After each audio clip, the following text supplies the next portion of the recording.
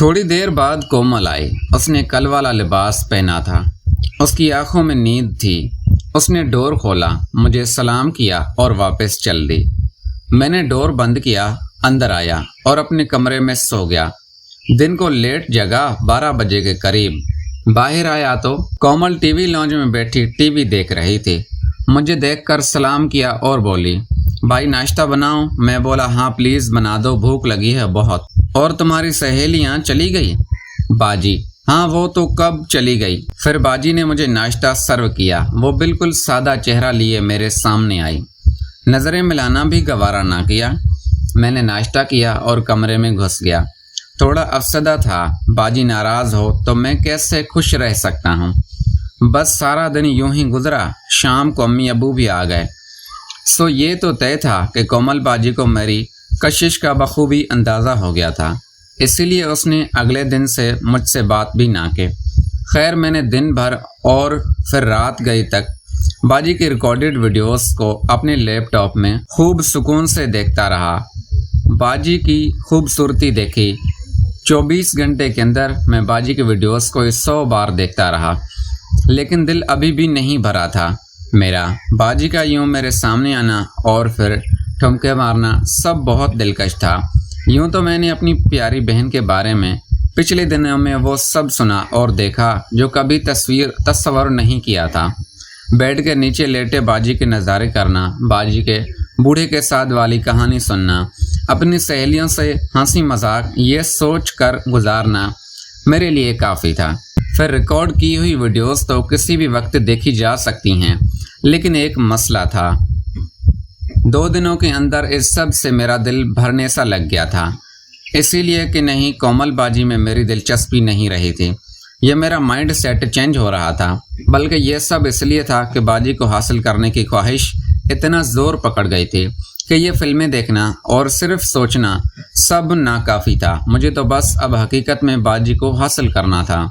ایسا خوبصورت سامان میرے گھر میں ہو اور مفت میں کسی اور کو مل جائے، یہ مجھے ہر صورت گوارا نہ تھا۔ لہٰذا اب اس حسن کی دیوی کا شکار ہونا تو اپنے سگے بھائی سے ہی تھا، مگر آخر یہ کیسے ممکن تھا؟ انہی سوچوں میں میں گھر سے باہر نکلا پارک میں واک کرنے کے لیے۔ دراصل پچھلے دنوں سے میں مسلسل اپنے گھر میں ہی بیٹھا باجی کی یاد میں مگن تھا۔ آج تیسرا دن تھا اس پارٹی نائٹ کو اور میں گھر سے باہر ذہن میں مختلف سوچیں چل رہی تھی، یہاں تک کہ میں باجی کی مرضی کے خلاف جانے کا بھی سوچ رہا تھا اب، لیکن یہ سب کرنے کے لیے کوئی ٹھوس ترکیب میرے ذہن میں نہیں آ رہی تھی۔ اسی کشمکشمی میں گھر واپس لوٹا۔ شام کا وقت تھا۔ امی نے دروازہ کھولا، انہیں سلام کیا اور میں اندر آ گیا۔ وہ مجھے بولی، اچھا ہوا بیٹا تم ٹائم پر آ گئے، میں ذرا نہانے جا رہی ہوں۔ اور کومل اپنے کمرے میں پڑھ رہی ہے، کافی دیر پہلے گئی ہے، کہہ رہی تھی کہ کوئی ڈسٹرب نہ کرے اس سے، اور ہاں اس کا نیٹ بھی نہیں چل رہا تھا۔ تمہارے لیپ ٹاپ سے کوئی اسائنمنٹ وغیرہ ڈاؤن لوڈ کی اس نے، پھر وہ اپنی USB میں لے لی۔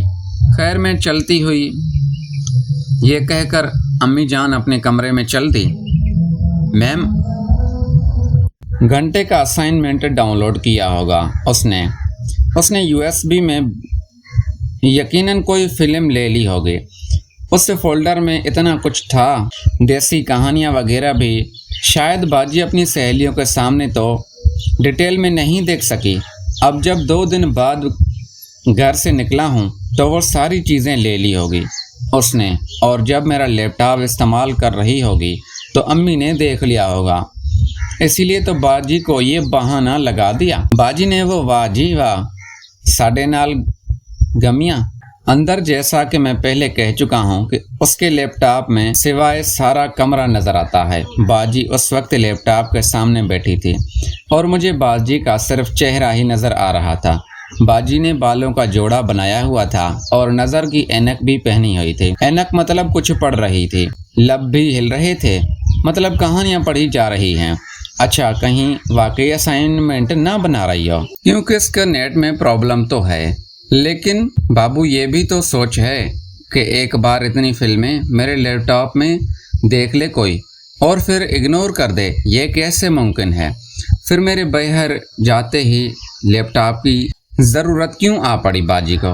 میرے ہوتے ہوئے तो नहीं कहा बाजी ने। शायद मेरे मुंह पे लिखना चाहती हो। इस तरह के कई मकासद ख्याल मेरे जहन में चलने लगे कि इतने में बाजी कुर्सी से उठी और जैसे मुझे तो सब अपने सवालों का जवाब मिल गया हो। बाजी उस वक्त जिस हालत में थी, मैंने देखा कोमल बाजी ने राइट हाथ से अपनी ऐनक उतारी और बेड पर लेट गई और नान मुनासिब हरकत करने लगी। ये मंजर मेरे लिए बेहद दिलकश और हसीन था। कोमल बाजी काफ़ी देर तक ऐसी हालत में लेटी रही। यह सब मंजर बहुत ही कमाल का था। मेरा तो देख देख कर दिल ही नहीं भर रहा था, लेकिन आगे होना ही क्या था। बाजी ने उठकर वॉशरूम ही जाना था और उससे पहले कि अम्मी वापस आई और कोई नई मुसीबत खड़ी हो जाती, मैंने वहां से उतरकर वापस रूम में जाना गनीमत समझा। कमरे में जाकर वैसे भी अब मुझे गौर फिक्र के हालात की हकीकत को समझना था। मैं अपने कमरे में बैठा सोचने लगा, लो जी, माहौल ये है कि अम्मी कह रही थी कि तुम्हारी बाजी कोमल काफ़ी देर से अंदर है। मेरे लैपटॉप से उसने फिल्में भी उठाई होंगी, यकीनन यानी देखी भी होंगी, मगर उस वक्त तो वो पढ़ रही थी और पढ़ने को मेरे पास सिर्फ कहानियाँ ही थी, वो भी देसी। इसका मतलब है कि बावजूद इसके कि उसने फिल्में भी देखी होंगी और फिर सही तरह के मूड में वो बहन भाई की मोहब्बत के बारे में पढ़कर आई होगी। और फिर वो कहानियाँ भी तो कमाल की डाउनलोड कर रखी थी मैंने चुन चुन कर। अच्छा, ऐसा भी हो सकता है कि उसने सिर्फ फिल्में ही देखी हो, लेकिन उसके लब हिल रहे थे। ये तमाम सोचें मेरा दिमाग ख़राब कर रही थी कि आखिर बाजी क्या सोच रही थी।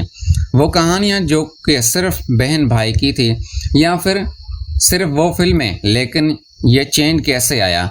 3 दिन पहले तो आंसू बहा रही थी वो ये सब देखकर।